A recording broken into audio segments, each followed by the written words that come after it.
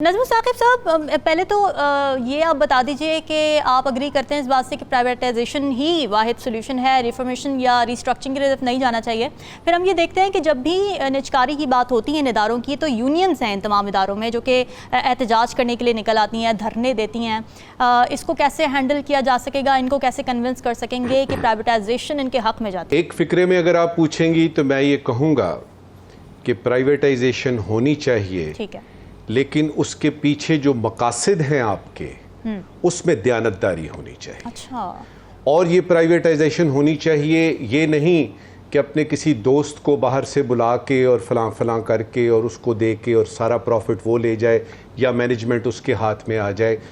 मकसद ये होना चाहिए कि हमारे पाकिस्तानी अवाम और जो इस वक्त मईशत जो लंगड़ा रही है, बल्कि मैं तो कहूँगा बहुत ही नहायत ही सुस्त रवि से बस अब सांस आ रहा है, इसको आपको वो स्टीरॉइड मिलेगा जिसकी बातें 4-5 दिन से हो रही हैं। मुझे रामीन समझ नहीं आती जब वो लोग ये कहते हैं कि जी ये तो एक कॉर्टिजोन का आप यानी इंजेक्शन लगा रहे हैं, स्टीरॉइड लगा रहे हैं ज़िंदगी बचाने वाली। वो ये क्यों भूल जाते हैं कि ज़िंदगी ही तो बचानी है इसकी। अगर आपकी फ़र्ज़ करें किसी इंसान के सारे डॉक्टर जवाब दे देते हैं और कहते हैं जी कि अब कोई गुंजाइश नहीं है, कोई चारा नहीं है, सिर्फ़ और सिर्फ ये मिलनी चाहिए कि इसको ये वाली दवाई लगा दें, कॉर्टिज़ोन लगा दें, इसकी ज़िंदगी बच जाएगी। अच्छा, लेकिन नजमुल साकिब साहब, पता करा आर्गुमेंट के अंदर देते हैं और आर्गुमेंट है जो कि वो ये कहते हैं कि स्टीरॉइड से फौरी तौर पर तो इकोनॉमी को थोड़ा सहारा मिलेगा, लेकिन अगर रेफॉर्मेशन या रिस्ट्रक्चरिंग की तरफ चले जाते हैं तो फिर सरमायाकारी बाहर नहीं जाएगी।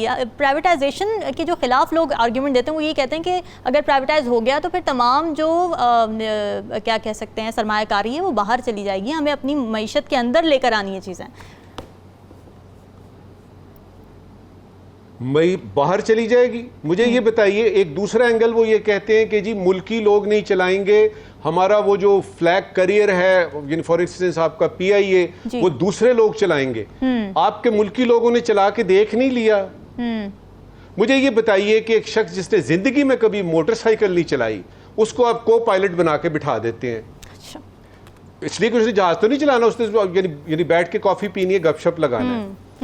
अब अगर मुल्की लोगों से जो हमारे एक्सपर्ट्स हैं, चाहे वो पायलट्स हैं, चाहे वो मैनेजमेंट में हैं, चाहे वो किसी भी फील्ड में स्टाफ पे हैं, ग्राउंड पे हैं, उनसे अगर ये नहीं चला या टॉप मैनेजमेंट से ये नहीं चला तो क्या करें? क्या हर साल, हर महीने, हर दिन हम इनके कर्जे उतारते रहें? देखिए, जब कोई इस तरह का बड़ा प्रोजेक्ट बनता है, मिसाल के तौर पे एयरलाइन बनती है, आपकी स्टील मिल है, आपके रेलवेज हैं, आपके और जो इसके SOEs हैं आपके, ये किस लिए बनाया जाता है? किस में हम नौकरियां देंगे? क्या इसका हम खसारा बर्दाश्त करेंगे? मकसद क्या होता है? मकसद ये होता है कि ये हमारे लोगों को सहूलत फराहम करेगी कम से कम कीमत पे। देखिए, चीखें पता है किसकी निकल रही हैं? चीखें उसकी निकल रही हैं, उस मिनिस्टर की चीखें निकलेंगी।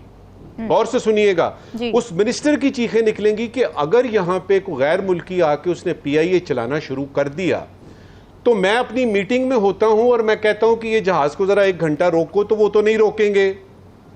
बेगम साहबा की बिल्ली जो है, ये सच्चे वाकयात बता रहा हूं आपको। अच्छा। बेगम साहबा की बिल्ली पकड़ी नहीं जा रही जो उन्होंने साथ कराची लेके जानी है कि जहाज रोको भाई। अब उधर लोगों को क्या बताया जाता है एयरपोर्ट पे? भाई एक तकनीकी को टेक्निकल मसला आ गया है। फिर बहुत सारे लोग हैं जो इसका फायदा उठाते हैं, पैसे नहीं देते, उनकी टिकटें वैसे ही फ्री में होती हैं। जितना अमला आपका है उनको देखें किस भाव से मिलती हैं टिकटें।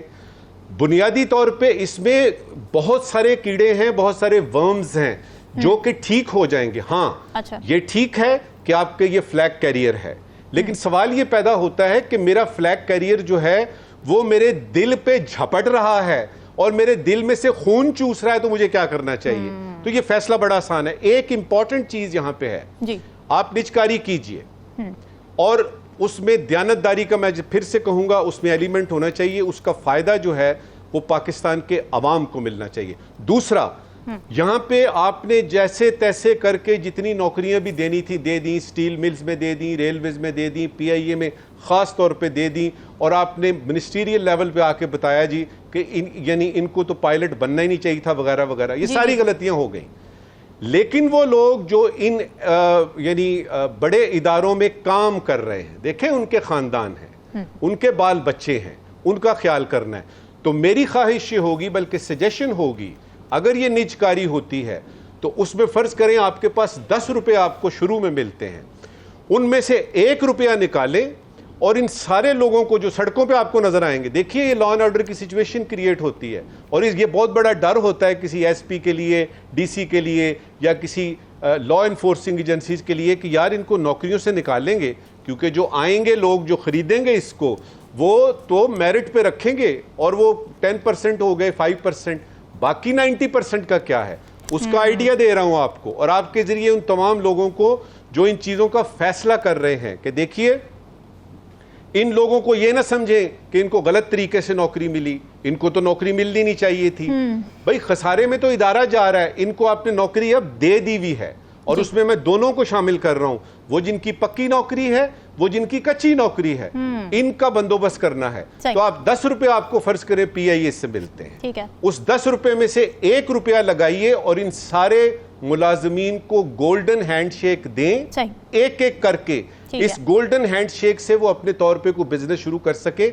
और जहां तक निजकारी का है, इस वक्त तो शदीद जरूरत है उसकी, लेकिन मैं फिर से कहूंगा रामीन जी, दयानतदारी और अवाम हो मतमाए नजर।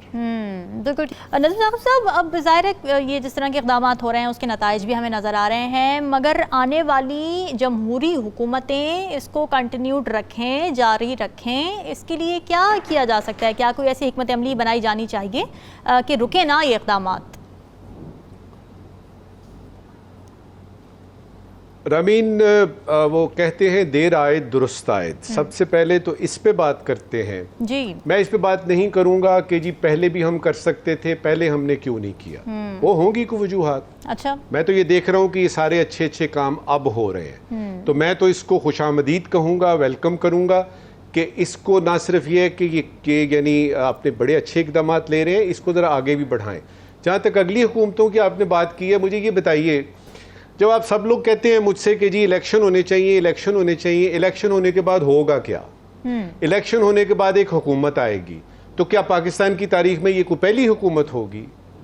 ये जो कुछ भी खखेड़ आपके सामने इस वक्त मौजूद है, ये जितनी भी गुजरी हैं हुकूमतें, उनका इसमें अच्छा या बुरा कोई ना कोई कहीं पे उनके अवामिल हैं जो कि इस वक्त मुंतज हुए हैं, कल्मिनेट हुए हैं इस सिचुएशन में। मेरे नज़दीक इलेक्शन कोई हल नहीं है। अच्छा, इलेक्शन करके आपने हुकूमत लानी है ना, हुकूमत ने आके अपने लोगों के लिए काम करना है, तो वो अगर इस वक्त हो रहा है तो मुझे तो काम से गरज है।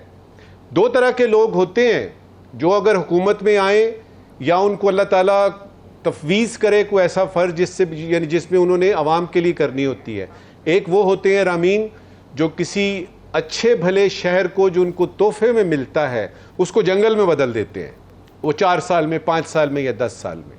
दूसरे वो लोग होते हैं जिनको जंगल मिलता है, जिस तरह मेरे वो लीडर्स जो जिन्होंने कि मुल्क को बना दिया, जंगल मिलता है उनको और वो कुछ अरसे बाद उसको शहर बना देते हैं। महातीर मोहम्मद है, ली कुआन यू है, इवन फिदेल कास्ट्रो का मैं नाम उसमें लूंगा। ऐसी लीडरशिप हमें चाहिए। क्या इस इलेक्शन के बाद आपको नजर आती है? तो मैं किस चीज पे गुजारा करने को तैयार हूं? मैं इस चीज पे गुजारा करने को तैयार हूं कि जो कुछ भी ये हो रहा है अच्छा हो रहा है, जो कोई भी कर रहा है, अल्लाह के वास्ते अवाम की तरफ नजर पड़ी हुई है,